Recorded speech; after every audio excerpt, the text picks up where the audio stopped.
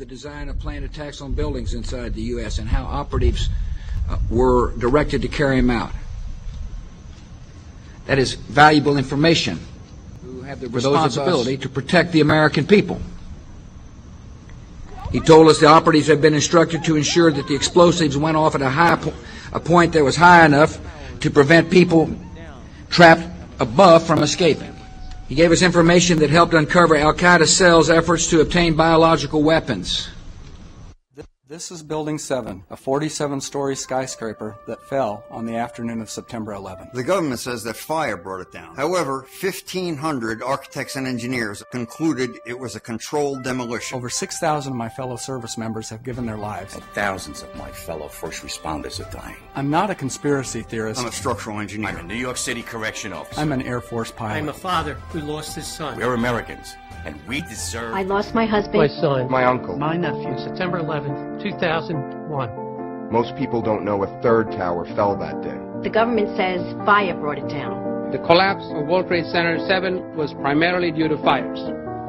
I, along with 1,400 other architects and engineers, have found the government's conclusion to be physically impossible.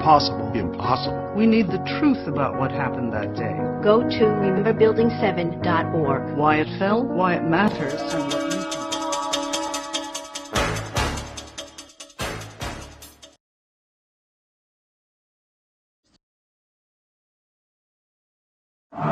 Anniversary of the 9/11 attack on the World Trade Center, George Bush asked for an $87 billion increase in military spending. At the same time, the media released a dramatic video showing Osama bin Laden alive and well and threatening to make the 9/11 attack seem like foreplay. How much do we really know about America's favorite villain? Multimillionaire Osama bin Laden was the 17th of 52 children fathered by a wealthy construction baron named Mohammed bin Laden, who had close ties to the Saudi royal family and the Bush family. In 1979, the American CIA and Pakistan's ISI financed an anti-Soviet group in Afghanistan and provoked a profitable 10-year war with the Russians. When the Russians invaded Afghanistan, the CIA hired Osama bin Laden to recruit and train al-Qaeda fighters to fight the Russian army. Invasion. Anti-communist guerrillas in Afghanistan have been at the front line in the fight against the spread of communism. But what was the fight really all about? Not carrots or potatoes. It was about poppies, endless fields of opium poppies that provide over 70% of the world's heroin supply to heroin addicts worldwide. These are very uncomfortable issues for politicians.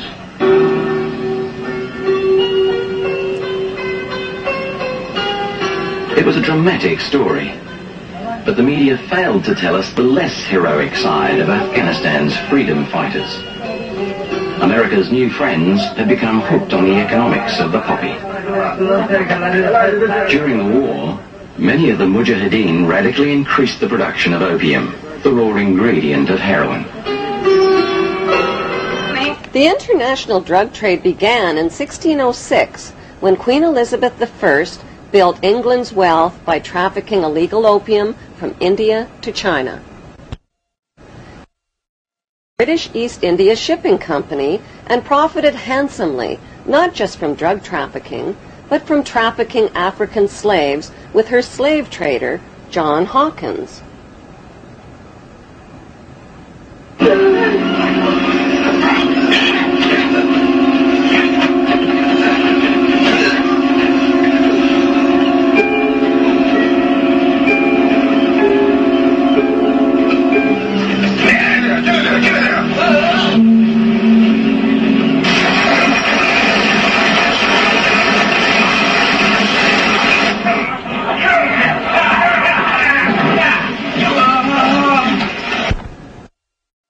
First, knighted her slave trader with the noble title of Sir John Hawkins. By 1830, the British had distanced themselves from dope dealing by granting opium monopoly rights to the Jewish Sassoon family, who became known as the Rothschilds of the Far East. As an agent for the Crown, David Sassoon shared his dope profits with Queen Victoria. The British East India Company built a major factory to process the opium here at Gazipur. It's still a lucrative earner for the Indian government, which sells opiates to the world's pharmaceutical industry. When the Chinese banned opium and destroyed 600 chest loads of the addictive drug, Sassoon and the British retaliated. It was a financial disaster for the British. With huge profits at stake, they retaliated with the Opium Wars of 1843 and 1858. Forces of the market were to defeat China's moral prohibition. Sassoon and the British forced drug addiction onto an entire nation, stole the island of Hong Kong, and made Hong Kong the capital of the British international drug trade. In 1872, Queen Victoria knighted David Sassoon's son, Albert Sassoon, who spread the illegal opium trade throughout China and Japan. In 1887, Sir Albert Sassoon married Aline Carolyn Rothschild and joined the pirated fortunes of the Sassoon drug cartel with the Rothschild money cartel. Today, it's business as usual for the descendants of the Sassoon and Rothschild families, who socialize with Queen Elizabeth II and Prince Charles as elite members of Britain's inner power circle. Many have been granted royal titles, like Sir, Countess, Baron, and Marquis, but their many victims aren't fooled by the crowns, the titles, and the tuxedos. They have very different titles for them. Titles like liars, thieves, dope dealers, and mass murderers for the crown.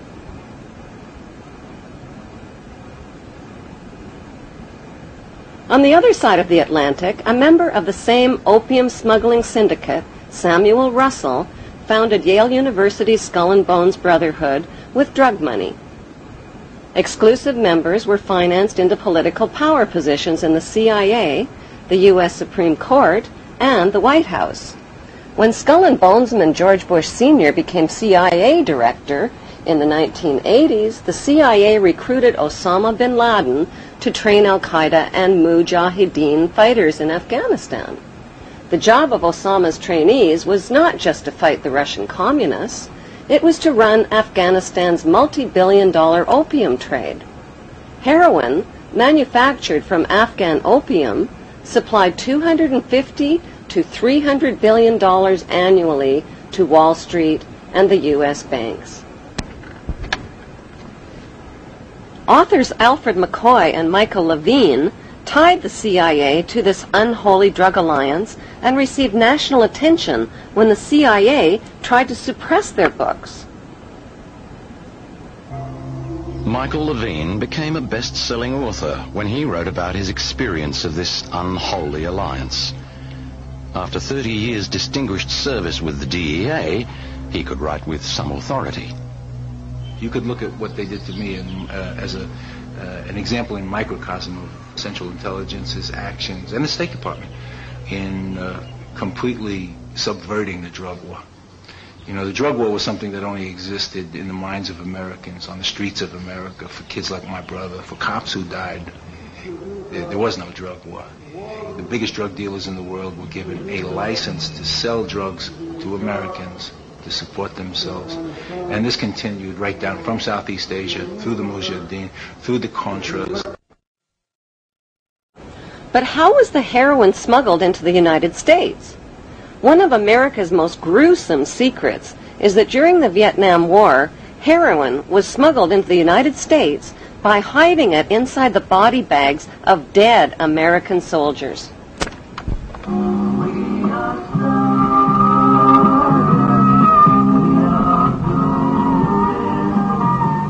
By the end of the 1960s, 1/3 of U.S. soldiers in Vietnam and close to 1 million United States citizens were hooked on heroin.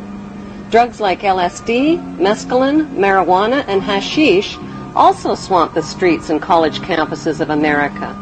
Who or what turned America's youth onto these illegal drugs?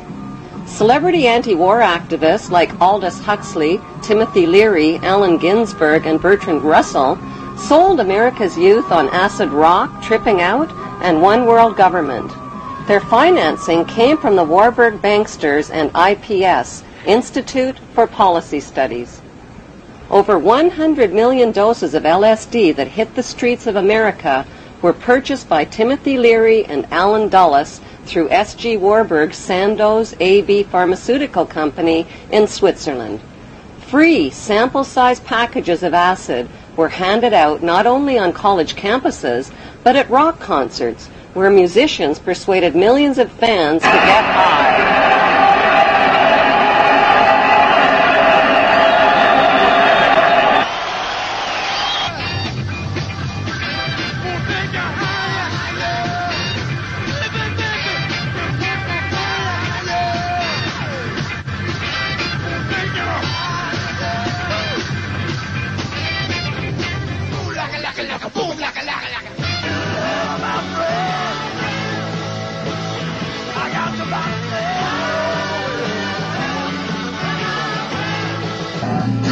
Critics of the drug culture blame parents, teachers, law enforcement, and everybody except the people behind it all, namely the Rothschild-Warburg banksters and their Committee of 300. According to Dr. John Coleman, who wrote the story of the Committee of 300, the Beatles rock group were brought to America by the Tavistock Institute. Tavistock launched the drug culture revolution in America to popularize and normalize social drug use. Through their record companies and advertising monopolies, the banksters have packaged and financed their celebrity salesmen to anesthetize, addict, and enslave billions of people worldwide with dependencies on both prescription and non-prescription, legal and illegal drugs. Those drugs range from alcohol, nicotine, and caffeine to Prozac, crack cocaine, and heroin. Like the phony war on terrorism, the phony war on drugs is a cat and mouse game being fought with one hand and fed with the other. The peace symbol adopted by the drug-flowered children of the 60s